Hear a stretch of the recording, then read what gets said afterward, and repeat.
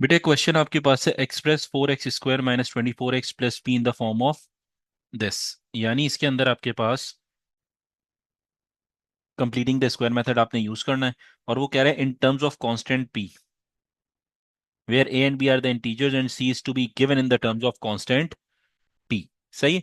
अच्छा, अब आप इसके अंदर काम क्या करोगे? यहाँ पे सबसे पहले आपने यहाँ पे 4x² माइनस 24x ये आपके पास हो जाएगा, प्लस पी आपने एज इट इज लिखा। उसके बाद हमने ये सीखा था कि आप, क्योंकि कोफिशिएंट ऑफ एक्स स्क्वायर यहाँ पे 4 है, 1 नहीं है, मुझे कोफिशिएंट ऑफ एक्स स्क्वायर क्या चाहिए होता है? 1 चाहिए होता है। तो हम क्या करेंगे, 4 कॉमन लेंगे from the first two terms.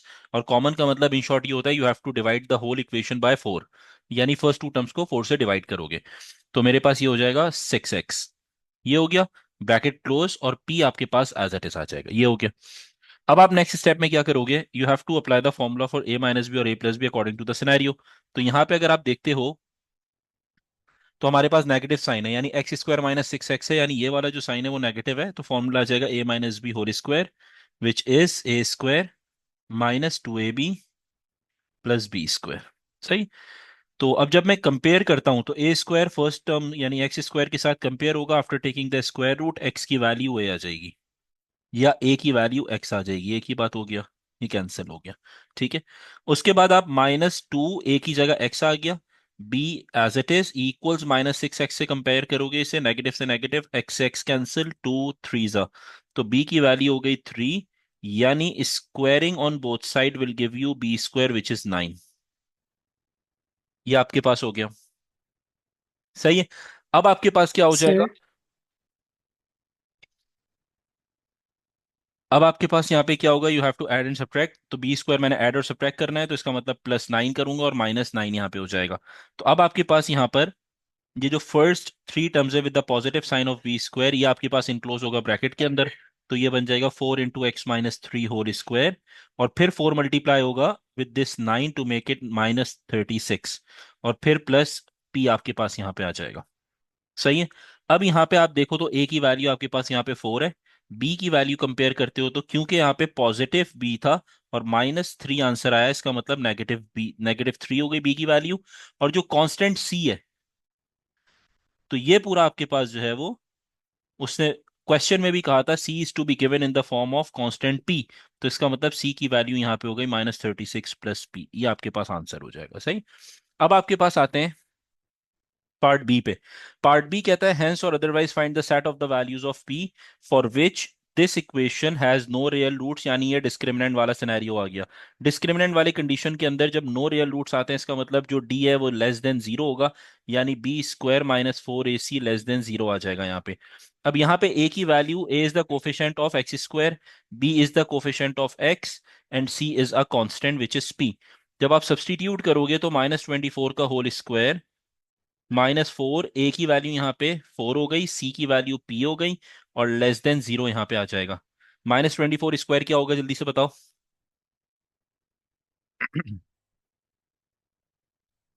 576। 576, -4 × 4 is 16p less than zero, तो 576 लेस देन 16p हो जाएगा। उसके बाद 576 divided by 16 less than p। सो अगर मैं पी को, क्योंकि ऑलरेडी पी जो है वो कहाँ पे था, राइट साइड पे था, तो माउथ ओपन पी की तरफ था, अगर मैं माउथ जो है वो ओपन पी की तरफ मैंने रखना है और पी को मैं लेफ्ट हैंड साइड पे लिखूंगा, तो आपके पास इनइक्वालिटी चेंज हो जाएगी। सही है। तो 576 डिवाइड बाय 16 क्या आंसर आएगा आपके पास? 36। 36। तो पी की वैल्यू इन शॉर्ट जो है वो आपके पास क्या हो गई?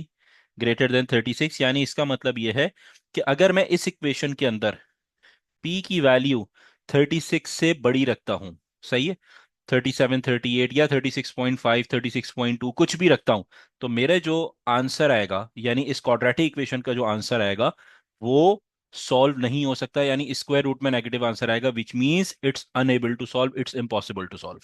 ठीक है, ये सिनेरियो आपके पास बन जाएगा। अब आगे चलते हैं आपके पास। नेक्स्ट क्वेश्चन आपके पास बेटा डिस्क्रिमिनेंट का जो है वो क्या है? It is given that the equation, ये इक्वेशन आपके पास है। इस इक्वेशन के अंदर कहते हैं where k is a constant exactly one root का मतलब है यहाँ डिस्क्रिमिनेंट की जो वैल्यू है वो आप जीरो से इक्वेट करवाओगे, और कह रहा है find the value of this root. इसकी क्या निकाल लो? वैल्यू निकाल लो। ठीक है। तो अब आपके पास जो है वो सिंपल क्या हो जाएगा, 16 x² -24 x। उसके बाद आपके पास क्या हो जाएगा, +10। प्लस के को जब लेफ्ट साइड पे लाओगे माइनस के इक्वल्स टू 0। अब आपके पास यहाँ पर जो है वो कोफिशिएंट ऑफ x² a हो गया, कोफिशिएंट ऑफ एक्स बी हो गया, और जितनी टर्म्स हैं विदाउट x या x² वो सब c कहलाती हैं, ये c हो गया। अब क्योंकि d की वैल्यू 0 है because of the one root, so b² -4ac को 0 से इक्वेट करवा दोगे। तो ये हो जाएगा -24 का होल स्क्वायर -4 × 16 × 10 - k = 0 मेरे पास आ गया। अब इसे कैलकुलेटर के थ्रू सॉल्व कर लेते हैं। 24 स्क्वायर, ये हो जाएगा आपके पास 576। 576, करेक्ट। माइनस 16 × 4 64 हो गया। उसके बाद 640 माइनस माइनस प्लस 64 k = 0। उसके बाद 576 माइनस 640 640 विल गिव यू -64, और इक्वल्स -64 k हो गया। नेगेटिव से नेगेटिव कैंसिल, 64 से 64 कैंसिल हो गया, के की वैल्यू 1 आ गई यहाँ पे हमारे पास। दैट्स द वैल्यू ऑफ के। अब ये आपके पास के की वैल्यू आ गई। अब आप क्या करोगे, के की वैल्यू को उठा के सब्स्टिट्यूट करो। यहाँ से हम इसको थोड़ा सा शिफ्ट करते हैं, यहाँ पे इधर आ गया। अच्छा, अब आपके पास जो है वो, आप क्या करो, यहाँ से अपनी के की वैल्यू को जो है वो अगर शिफ्ट करते हो, सब्स्टिट्यूट करते हो यहाँ पे, ठीक है, तो ये क्या बन जाएगा, 16 x² -24 x +10 -1 = 0। सो 16 x² -24 x +9 = 0। ये आपके पास आ गया। अब अगर आप इसे सॉल्व करते हो तो ये हो जाएगा आपके पास 16, आपने -24, and then we have 9, that 0.75, the value of x is 0.75, and both the values of x is 0.75 because they are asking कि मेरे पास यहाँ वन रूट आएगा। तो x1 और x2 दोनों की वैल्यू 0.75 आई। दोनों मैंने इसलिए लिखी because we have the quadratic equation, लेकिन अगर हम डायरेक्टली बात करते हैं, we are having x1 is equals to x2 which is 0.75। अब ये क्यों निकाला, उसका रीजन ये था, उसने बोला था find the value of the root. सही है। अब स्टूडेंट जो मिस्टेक करता है, बहुत मेजर मिस्टेक, वो ये कि वो ये समझता है कि यहाँ उसने के दे दिया, और दिया भी के था। तो जो पहली चीज जहन में आती है कि शायद वो ये कह रहा है you have to find out the value of k, लेकिन उसने यहाँ पे बहुत वाजे लिखा हुआ है रूट चाहिए। Root will always be the value of the variable. सही है, बात समझ आ रही है। जो वेरिएबल Yes. इक्वेशन में यूज होता है उसको आप रूट कहते हो। तो इन शॉर्ट उसने रूट यानी एक्स की वैल्यू उसने मांगी थी। तो ये जो के फाइंड आउट किया है, इस पे कहानी आपकी नहीं रुकेगी। अगर 2 मार्क का है तो डेफिनेटली आपको हाफ मार्क इसका देगा। सही है, यानी 1 नंबर अब वो आपको देगा। तो अब आपने के की वैल्यू इधर सब्स्टिट्यूट करनी थी और उसे सॉल्व करके अपने एक्स के यानी रूट के आंसर्स निकालने थे, तो आपको फुल मार्क मिलेंगे इसके। सही है। टॉपिक हमारे पास क्या है, convert non quadratic equations into the quadratic equation. सही है। अब इसको किस तरीके से सॉल्व करते हैं, इसको थोड़ा सा समझना यह है कि आपके पास एक ऐसी टाइप की इक्वेशन गिवन होगी जिसकी डेफिनेटली पावर स्क्वायर या एक्स की फॉर्म में नहीं होगी, वो कोई और पावर होगी, और उसे आपने जो है वो किसी तरीके से भी जो है वो कन्वर्ट करना है, किसमें, क्वाड्रेटिक में। किसी भी तरीके का मतलब ये होता है डेफिनेटली आपने एक सब्स्टिट्यूशन का प्रोसेस यूज करना है, और उस सब्स्टिट्यूशन के थ्रू जो है वो आप अपनी नॉन क्वाड्रेटिक को क्वाड्रेटिक इक्वेशन में कन्वर्ट कर लेते हो। सही। लेट सपोज मैं आपको ये देता हूं कि मेरे पास है x⁴ -5x² +6 = 0। ये आपके पास इक्वेशन आ गई। अब ये इक्वेशन जो है बेसिकली, क्योंकि इसकी पावर 4 है, हाईएस्ट डिग्री ऑफ इक्वेशन यानी हाईएस्ट, जो मेरे पास डिग्री कहते हैं पावर को, पावर जो है वो वेरिएबल की वो क्या है, 4 है। इसका मतलब ये मेरे पास जो है वो कॉटेक इक्वेशन है। कॉटेक का मतलब ये होता है ऐसी इक्वेशन जिसके 4 रूट्स होते हैं। ठीक है। अब इसको मैं सिंप्लीफाई नहीं कर सकता। सही है। इसको सिंप्लीफाई करने के लिए मुझे यहाँ पे एक सब्स्टिट्यूशन मेथड यूज करना होगा, और वो सब्स्टिट्यूशन मेथड क्या कहता है कि आपके पास जो, जैसे मेरे पास यहाँ पे x² है। सही है। ये देखो, ये इसकी पावर क्या है, मेरे पास स्क्वायरिंग की फॉर्म में हुई हुई है। सही बात समझ आती है। यानी अगर ये मेरे पास जो लीनियर पावर है, यानी जो छोटी पावर है, लीनियर नहीं कहूंगा, जो छोटी पावर है, इसको अगर मैं स्क्वायर करता हूं तो ये मेरे पास x⁴ के बराबर आ जाएगा। सही। तो हम यहाँ पे डायरेक्टली क्या करेंगे, वी कैन डायरेक्टली से कि लेट से मैं एक नया वेरिएबल इंट्रोड्यूस करता हूं जिसको मैं x² के बराबर कह देता हूं। एक वेरिएबल था जिसको मैंने x² के बराबर कह दिया।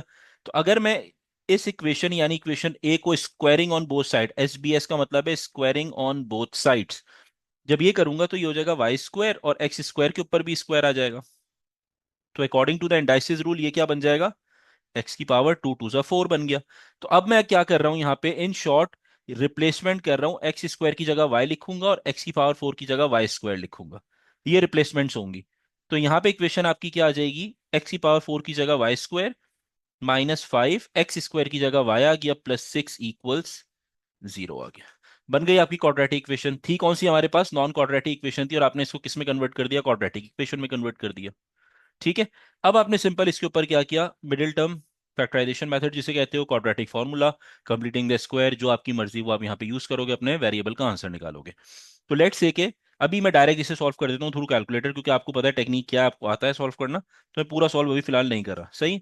मैं सिर्फ चीज थोड़ी सी एक्सप्लेन कर रहा हूँ, और वो ये है कि एक इसका आंसर टू आ रहा है और एक इसका आंसर थ्री आ रहा है। ये टू आ गया और ये थ्री आ गया। अब स्टूडेंट की मोस्ट कॉमन जो मिस्टेक है वो क्या है, ये उसे आंसर कह देते हैं कि y का आंसर हो गया मेरे पास y1 टू के बराबर है, और y जो टू है वो मेरे पास किसके बराबर हो गया, थ्री के बराबर यहाँ पे हो गया, सही। अब यहाँ पे जो इन्होंने ये वाला काम किया ना, ये हो गया गलत। रीजन उसका ये है कि ये जो y था, this is basically the substitution of x। ये मेरे पास एक ऐसा वेरिएबल था जो हमने सब्स्टिट्यूट किया था x की जगह पे, है ना। तो आपने क्या करना है, जब आपके y के आंसर आएंगे आपने उसे बैक सब्स्टिट्यूट करना है, कहां पर, उस इक्वेशन में जहां आपने सब्स्टिट्यूशन यूज की थी। सही है, यानी y की पहली वैल्यू है two which is basically equals to x square. सही, अब x की वैल्यू निकालनी है, तो square root on both side with the positive and negative sign, cancel हुआ तो x का आंसर एक आ गया हमारे पास plus minus under root two. ये हो गया। उसके बाद इसी तरीके से जो थ्री सब्स्टिट्यूट करोगे उसके साथ स्क्वायर रूट लगाओगे, ये कैंसिल होगा, तो आपका जो x का आंसर आएगा वो positive negative under root three आ जाएगा। तो अब देखो, जो ओरिजिनल हमारे पास इक्वेशन थी उसकी पावर क्या थी, फोर, यानी उसमें चार आंसर्स आने चाहिए थे। तो दो आंसर्स ये रहे plus minus under root two, और दो आंसर्स ये रहे plus minus under root three, तो टोटल फोर आंसर्स आपके पास आ गए। अब आप ये कहोगे कि हाँ ये जो हैं ये आपके पास फाइनल आंसर्स हैं, क्योंकि ये आपको उस वेरिएबल का आंसर दे रहे हैं जो वेरिएबल आपके पास जो है वो कहाँ यूज हुआ है, क्वेश्चन में यूज हुआ है। अब आप इस क्वेश्चन को अगर चेक करते हो तो ये क्वेश्चन जो है वो अगेन आपके पास अकॉर्डिंग टू द क्वेश्चन इसके कितने रूट्स होने चाहिए, कितने आंसर्स होने चाहिए, छह आंसर्स होने चाहिए, सही। तो अब आपने सबसे पहले क्या काम करना है, इसको क्वाड्रेटिक में कन्वर्ट करना है। तो आपने ये चेक करना है जो छोटी वाली पावर है वो थ्री है मेरे पास, अगर मैं उसका स्क्वायर करता हूँ, स्क्वायर का मतलब है यानी उसे टू से मल्टीप्लाई करता हूँ, तो क्या सिक्स बनेगा, बिल्कुल बनेगा। सही है। तो लेट से कि अगर मैं एक वेरिएबल टी सपोज करता हूँ और उसे एक्स क्यूब कह देता हूँ, ये इक्वेशन नंबर ए है।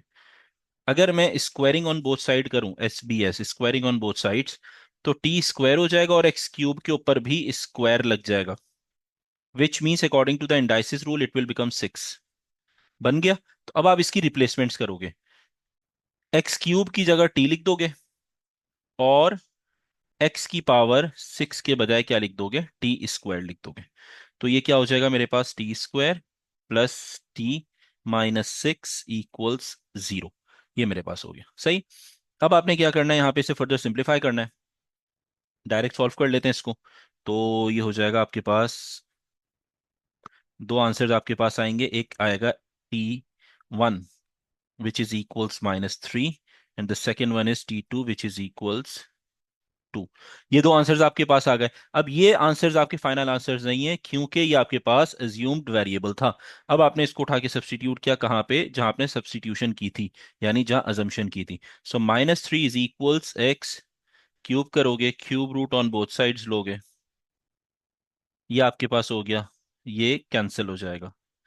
ठीक है। इसी तरीके से आपने जो है वो नेक्स्ट क्या करना है, two is equals x cube है, तो cube root on both sides आप अप्लाई करोगे, तो ये कैंसिल हो गया, तो आपका एक्स का दूसरा आंसर आ जाएगा यहाँ पे। सही है। तो इस तरीके से आप अपने वेरिएबल के जो है वो आंसर कैलकुलेट कर रहे होते हो, और नॉन क्वाड्रेटिक को क्वाड्रेटिक में कन्वर्ट करके अपने आंसर्स फाइंड आउट करते हो।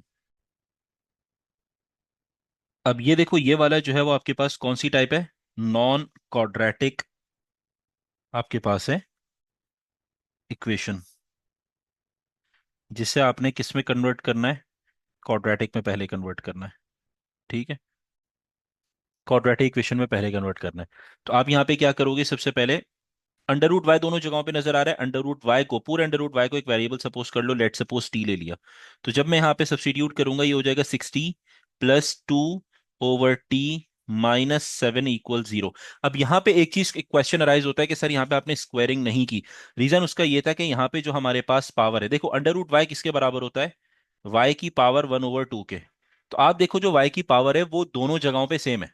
ठीक है, यानी यहाँ पे कोई पावर चेंज नहीं हो रही, 3/2 4/2 या कोई और पावर नहीं आ रही। तो इसीलिए मुझे स्क्वायरिंग ऑन बोथ साइड करने की जरूरत भी नहीं हुई इस इक्वेशन की। ठीक है, इसीलिए मैंने डायरेक्टली जहां अंडर रूट पाया था उसकी जगह मैंने टी सब्स्टिट्यूट कर दिया। सही। अब जब मैं इसको सॉल्व करूंगा तो ये क्या हो जाएगा, आफ्टर टेकिंग द एलसीएम ये बन जाएगा 60² + 2 -70/t इक्वल 0। टी डिवाइड हो रहा है, दूसरी साइड पे जाके मल्टीप्लाई होगा, 60² + 2 -70 = 0। ये हो गया। रीअरेंज करोगे, 60² - 70 + 2 = 0। ये आपके पास जो है वो क्वाड्रेटिक इक्वेशन आ गई। सही। अब आपने फर्दर क्या करना है, इसको सॉल्व करना है। और सॉल्व करने के लिए आप जो है वो फैक्टराइजेशन मेथड यूज कर लो। 6 × 2 क्या होता है मेरे पास यहाँ पे, 12 होता है। सही है, दो टर्म्स ऐसी चाहिए जिसको मल्टीप्लाई करो तो 12 है और ऐड करो तो 7 है। सो 4 × 3 = 12 एंड 4 + 3 = 7। सो -40, या 3 लिख दो यहाँ पे, 3t -40 + 2 = 0। 3t अगर मैं कॉमन लेता हूं तो ये हो जाएगा 2t - 1, -2 कॉमन लेते हैं तो ये बन जाएगा 2t - 1 = 0। दो ब्रैकेट्स बन गए, 3t - 2 एंड 2t - 1 = 0। इक्वेट करवाओगे 1/1 0 के साथ तो 3t - 2 = 0 will give you answer 2/3। ये हो गया। और 2t - 1 = 0 will give you answer 1/2। ये दोनों टी के आंसर्स आ गए। अब ये जो दोनों आंसर्स आपके पास हैं ये एक्सेप्ट नहीं होंगे। रीजन उसका ये, these are not the final answers. इनको आपने सब्स्टिट्यूट करना है, कहाँ पे सब्स्टिट्यूट करना है, जहां आपने अजम्पशन की थी, यहाँ पे आपने सब्स्टिट्यूट करना है इनको। सही। तो अब अगर मैं यहाँ पे सब्स्टिट्यूट करता हूं तो मेरे पास क्या हो जाएगा, √y = 2/3। अब मुझे अगर यहां से y का आंसर चाहिए तो I have to remove square root by applying squaring. ठीक है, तो यहाँ पे भी स्क्वायर अप्लाई करूंगा तो ये कैंसिल होगा, y का आंसर आ जाएगा 4/9। एक आंसर ये हो गया। दूसरा आपके पास क्या हो जाएगा, 1/2, √y जो है वो 1/2 के बराबर है। Again squaring on both sides करनी होगी ताकि मेरे पास y का सिंपल आंसर आ जाए विच इज 1/4। ये दो आंसर्स आपके पास आ गए। अच्छा, अब क्वेश्चन आपके पास है, दो इक्वेशन हमारे पास है, इक्वेशन ऑफ कर्व है आपके पास और इक्वेशन ऑफ, ये इक्वेशन ऑफ कर्व, ये इक्वेशन ऑफ कर्व है और ये इक्वेशन ऑफ अ लाइन आपके पास है। इक्वेशन ऑफ कर्व है y = 4x⁻1/2 -2x। और ये आपके पास है y = 3 - x। इसमें एक चीज मेंशन इसने की हुई है, थोड़ा सा इस पे ध्यान देना। x is greater than equals to 0, यानी वो ये कह रहा है कि x की वैल्यू जो है वो पॉजिटिव होनी चाहिए, negative will not be considered. अब आप क्या करोगे, इक्वेशन 1 ये रही, इक्वेशन 2 है, दोनों को आप जो है वो इक्वेट करवा दो क्योंकि लेफ्ट हैंड साइड दोनों की क्या है, इक्वल है यहाँ पे। सही है।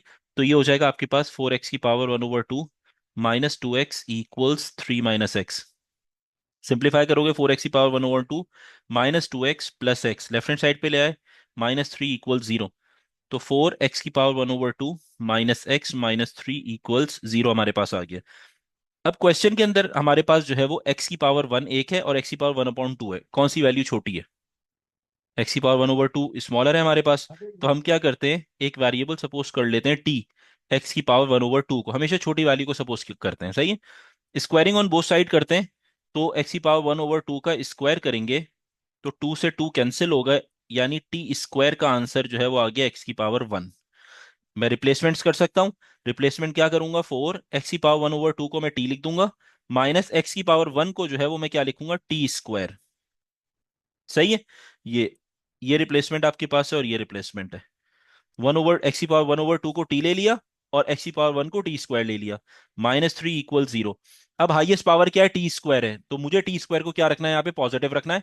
तो मैं इन सबको राइट साइड पे शिफ्ट करूंगा, t² राइट साइड पे गया, पॉजिटिव हो गया। 4t जब राइट साइड पे जाएगा -4t होगा, -3 राइट साइड पे जाएगा +3 होगा, = 0 हो गया। सिंपल क्वाड्रेटिक इक्वेशन आपके पास आ गई। टी के दो आंसर निकाल लो by using the middle term break यानी फैक्टराइजेशन। तो ये हो जाएगा 3t - t + 3 = 0। सो टी -3 और -1 यहाँ से कॉमन है क्योंकि लास्ट टू टर्म में से कुछ कॉमन नहीं आ रहा। तो दो ब्रैकेट आ गए, t-3 एंड t-1 = 0। दो आंसर्स आपके पास हैं। अच्छा, जगह यहाँ पे खत्म हो गई, इसको थोड़ा सा अरेंज कर लेते हैं। यहाँ पे आ गया। चलो। अच्छा, अब आपके पास यहाँ पे दो आंसर्स आ गए टी के। एक t = 3 आ जाएगा, t1 ले लो, और t2 = 1 आ गया। ये दो आंसर्स हैं। अब इन दोनों को सब्स्टिट्यूट करोगे कहाँ पर? एट दिस प्लेस, इस वाले पॉइंट पे सब्स्टिट्यूट करोगे। सो 3 = x⁻1/2। अब मुझे क्योंकि x का आंसर चाहिए, तो मैं क्या करूंगा यहाँ पे, स्क्वायरिंग लगाऊंगा ताकि स्क्वायर और ये कैंसिल हो जाए, सिंपल x मुझे पता चल जाए। तो x का आंसर हो जाएगा 3² विच इज 9। ये हो गया मेरे पास। जब t2 सब्स्टिट्यूट करूंगा यानी 1 सब्स्टिट्यूट करूंगा और x⁻1/2 है, स्क्वायरिंग ऑन बोथ साइड्स करोगे तो ये कैंसिल हो गया। तो x का आंसर जो है 1 का स्क्वायर इज 1। तो दो x के आंसर आ गए। x1 मेरे पास 9 आ गया, x2 मेरे पास 1 आ गया। उसने क्वेश्चन में आपसे क्या मांगा था? उसने क्वेश्चन में आपसे कहा था find by calculation the x coordinates of B and C. यानी यहां पे आप रुक जाओगे, do not find the value of y calculate नहीं करो। ऑल दो y यहाँ पे कैलकुलेट होना चाहिए था, लेकिन उसने क्योंकि खुद मेंशन कर दिया कि x coordinate of B and C चाहिए मुझे, ये क्वेश्चन में उसने मेंशन कर दिया यहाँ पे x कोऑर्डिनेट्स चाहिए मुझे बी और सी के। तो वो आपने कैलकुलेट कर लिए, जो मेरे पास आ गए यहाँ पे 1 और 9। ये दो आंसर्स आपके पास आ गए। अब आप देखो, तो यहाँ पे देखो, ये वाला पॉइंट है बी का, तो यहाँ पे डेफिनेटली 1 होगा। सही है। और यहाँ पे सी है एट दिस पॉइंट, तो डेफिनेटली ये मेरे पास जो है वो यहाँ पे 9 होगा। और दोनों पॉजिटिव साइड पे, इसका मतलब दोनों आंसर्स आपके सही आए हैं।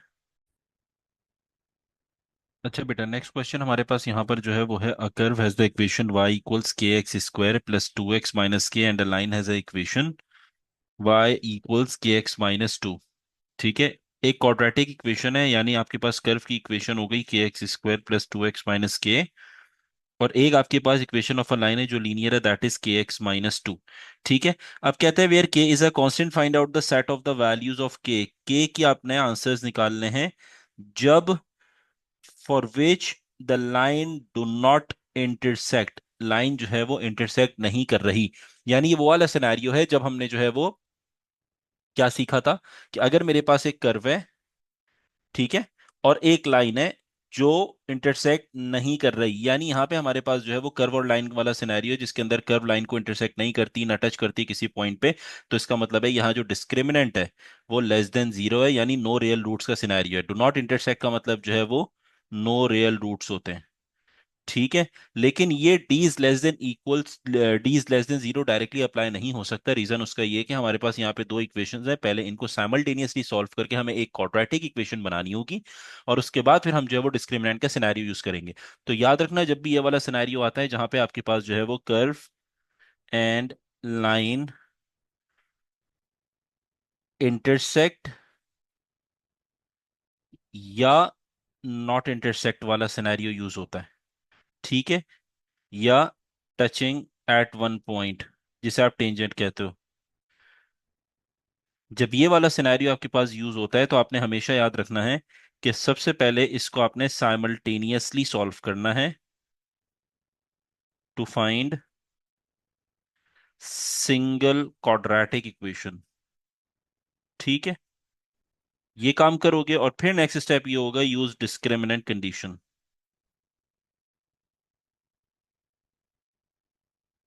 To get answers. सही है। ये स्टेप्स फॉलो कर लेना। सही। जब भी ये वाला सिनेरियो आता है कि इक्वेशन ऑफ अ लाइन और इक्वेशन ऑफ अ टेंजेंट आपको दिया जाएगा, sorry, equation of a line और इक्वेशन ऑफ अ कर्व दिया जाएगा, तो और आपके पास जो है वो फिर ये वाला सिनेरियो होगा, चाहे डू नॉट इंटरसेक्ट या इंटरसेक्टिंग एट 2 पॉइंट्स या इंटरसेक्ट एट 1 पॉइंट। जब ये सिनेरियो होगा तो फिर आपने सबसे पहले स्टेप क्या करना है, साइमल्टेनियसली इक्वेशन को सॉल्व करके सिंगल क्वाड्रेटिक इक्वेशन लानी है और फिर डिस्क्रिमिनेंट का सिनेरियो यूज करना है। तो हम यही काम करने लगे हैं यहाँ पे। सबसे पहले क्या करेंगे, साइमल्टेनियसली इक्वेशन को सॉल्व करेंगे इक्वेशंस को। तो मैं यहाँ पे कंपैरिजन मेथड यूज करता हूँ, kx - 2 = के x square plus 2x minus के, ये हो गया। अब लेफ्ट हैंड साइड पे जीरो रखो, राइट हैंड साइड पे सारी टर्म्स को शिफ्ट कर दो। So 2x minus k x plus 2। X वाली टर्म्स को अगर एक साथ कर लेते हैं, k x square as it is आ गया, प्लस 2x माइनस के प्लस 2 मेरे पास आ गया। अब जीरो इज इक्वल्स के x square plus x common अगर ले लेते हैं, so it will be 2 minus के, देन माइनस के प्लस 2 मेरे पास हो गया। ठीक है।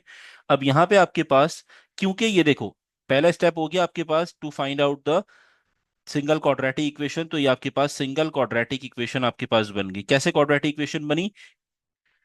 यहाँ पे एक्स स्क्वायर का कोफिशिएंट है, एक्स का कोफिशिएंट है, और ये पूरा का पूरा आपके पास जो थर्ड है ये पूरा का पूरा कांस्टेंट है। सही है। तो ए यहाँ पे क्या हो जाएगा? Coefficient of x square. B क्या हो जाएगा? कोफिशिएंट ऑफ एक्स, ये पूरा बी है। और जो पूरा, ये पूरा सी हो जाएगा, जहां पे एक्स या एक्स स्क्वायर की कोई वैल्यू यूज नहीं हुई, तो एबीसी की फॉर्म में आपके पास आ गया।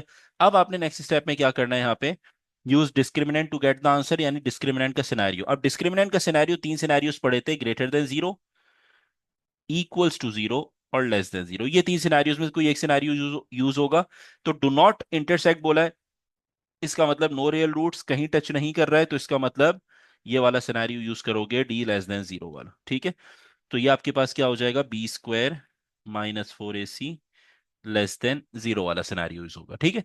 अब आप क्या करोगे? बी की वैल्यू सब्स्टिट्यूट करोगे, सो 2 माइनस के होल स्क्वायर माइनस 4, ए की जगह पे के आ जाएगा, और ये हो जाएगा माइनस के plus 2 less than zero. Simplify करेंगे, ए माइनस बी होल स्क्वायर का फॉर्मूला यूज होगा, 4 माइनस 4k प्लस के square minus minus plus 4k square, ये बन गया। प्लस माइनस माइनस देखो, ये नेगेटिव और ये नेगेटिव पॉजिटिव हो गया, और ये तीन टर्म्स मल्टीप्लाई होंगी, 4k स्क्वायर हो गया। उसके बाद ये माइनस और ये प्लस माइनस हो गया, और ये तीन टर्म्स मल्टीप्लाई होंगी आपस में, तो ये हो जाएगा 8k लेस देन जीरो। अब आप क्या करो? 4k स्क्वायर प्लस के square will give you 5k square, ये हो गया। उसके बाद आपके पास -4k -8k will give you -12k, और उसके बाद फिर आपके पास +4 लेस देन जीरो आपके पास हो गया। ठीक है। अब आपने क्या करना है यहाँ पे? फैक्टराइजेशन मेथड, क्वाड्रेटिक फॉर्मूला कुछ भी यूज कर सकते हो। अच्छा, अब आप क्या करोगे? 5 4 ज़ा 20, 5 और 4 इनको मल्टीप्लाई करो तो 20 बनता है। दो नंबर ऐसे चाहिए जिसको मल्टीप्लाई करो तो 20 आए और प्लस करो तो 12 आए। तो 10 2 ज़ा 20 और 10 + 2 12 होता है। ठीक है। सो 5k square -10k -2k +4 less than zero. तो 5k आपने कॉमन ले लिया, तो k -2 आंसर आ गया। -2 कॉमन लोगे, it will be k -2 less than zero. अब आपके पास दो ब्रैकेट आ गए, 5k -2 और k -2 लेस देन जीरो। अब हमने, ये बहुत इंपॉर्टेंट स्टेप है, इसको याद रखना। ये जो स्टेप है, इससे आगे मोस्ट कॉमन मिस्टेक स्टूडेंट करते हैं, जो हमने पहले भी डिस्कस कर लिया है, कि स्टूडेंट थोड़ी देर के लिए ये फ्लो फ्लो में भूल जाते हैं कि यहाँ पे इनइक्वालिटी है। और इनइक्वालिटी के अंदर हमने ये सीखा था कि you can not equate it with zero, zero से इक्वेट नहीं करवाओगे। सही है। विद द इनइक्वालिटी, सही है। ये चीज ऑलरेडी सीख चुके हैं। हमने क्या सीखा था? जब भी इनइक्वालिटी आएगी तो आपने क्या काम करना है, यहाँ पे थोड़ी देर के लिए इस पूरी इक्वेशन को ऐसे समझ लो कि इक्वल्स टू जीरो है, तो 5k -2 इक्वल्स टू जीरो करके के का आंसर निकालो 2/5। दूसरा ब्रैकेट k-2 को जीरो से इक्वेट करवाओगे, और के का आंसर 2 निकाल लोगे, ये करोगे। और उसके बाद नेक्स्ट स्टेप में आपने यहाँ पे काम क्या करना है? Use graph to get the correct answer, to find limits. सही है। इनइक्वालिटी में हमेशा याद रखना कि कभी भी डायरेक्टली लेस देन जीरो से इक्वेट नहीं करवाओगे, या ग्रेटर देन जीरो से इक्वेट नहीं करवाओगे। हमेशा थोड़ी देर के लिए इसको भूल कर इक्वल साइन के साथ इक्वेट करवा के आंसर्स, ये जो भी वेरिएबल होगा उसके आंसर्स निकालोगे, और फिर ग्राफ के थ्रू आप अपने आंसर निकालोगे। ठीक है। ये इनइक्वालिटी की कंडीशन है। अब आपने यहाँ पे जो है वो, यहाँ पे अपनी लिमिट्स प्लॉट की, लोअर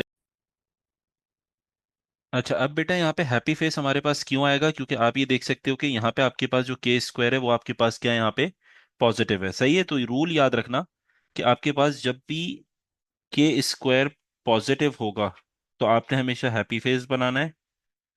और अगर जो है वो के स्क्वायर की वैल्यू फॉर एग्जांपल -5 के स्क्वायर होता है यहाँ पे एक पूरी इक्वेशन के अंदर, सही है, नेगेटिव होता, तो इसका मतलब तो सैड फेस आता है, यानी ग्राफ इस तरीके से आपके पास बनता। ठीक है, अभी ग्राफ कैसे बनेगा बेटा, अभी ग्राफ आ जाएगा हैप्पी फेस, यानी ये एक्स एक्सिस आ गया और ये हैप्पी फेस आ गई, ये फेस आ गई। ठीक है, इसमें लोअर लिमिट आपके पास कहाँ पे आ गई बेटा, 2/5 लोअर लिमिट है, अपर लिमिट आपके पास यहाँ पे 2 हो गई। ठीक है, अब आपने क्या देखना है कि जो मेरे पास यहाँ पे इनइक्वालिटी है वो मेरे पास इक्वेशन में कौन सी है, लेस देन है। और लेस देन का मतलब ये है बिलो एक्स एक्सिस हमने शेड करना है, तो बिलो एक्स एक्सिस वाला रीजन आपके पास ये है, बॉल वाला रीजन है हमारे पास बिलो एक्स एक्सिस, ये आपके पास है। तो जब भी आपके पास बॉल वाला रीजन आता है तो you have to write down the answer in between the limits, so 2/5 less than, variable आपका इक्वेशन का क्या है यहाँ पे के है, एंड देन लेस देन 2। इसमें स्टूडेंट्स ये समझते हैं कि सर शायद ये वाले जो आपके पास लेस देन के जो हैं इनइक्वालिटी ये चेंज हो जाएगी अगर यहाँ पे आपके पास जो है वो ग्रेटर देन हो गया। अगर तो ग्रेटर देन हो गया that means we are talking above x axis, तो ये तो obviously outside of the region के बारे में बात होगी। ठीक है, दूसरी बात ये कि ये सिंबल कभी भी चेंज नहीं होंगे, दे आर फिक्स्ड, ये फिक्स्ड रहेंगे हमेशा।